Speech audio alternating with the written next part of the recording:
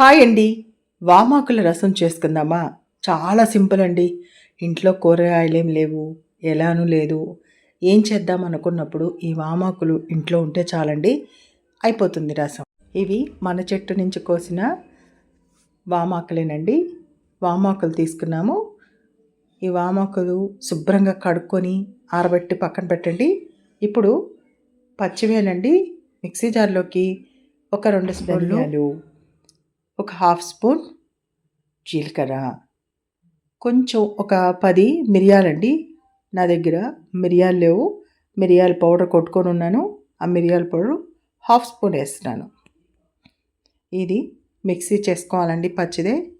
కోర్స్గా grind చేసుకున్నాక వెల్లుల్లిపాయలు కూడా వేసి గ్రైండ్ చేసుకుందామండి. చూడండి, ఈ విధంగా చేసుకుందాం కచ్చా పచ్చాగా. చూసారు కదా. ఇప్పుడు బాండీలో నూనె వేడి చేసి దాంట్లో కొంచెం మెంతులు, కొంచెం ఆవాలు, జీలకర్ర, ఎండుమిర్చి, మన కారానికి సరిపడిన ఎండుమిర్చి వేయాలండి కంపల్సరీగా.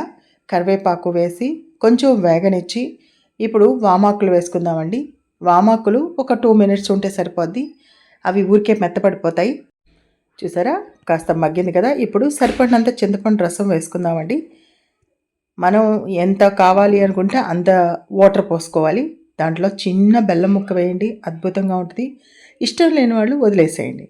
చూసారా, కొత్తిమీర వేసి దించేయడమే.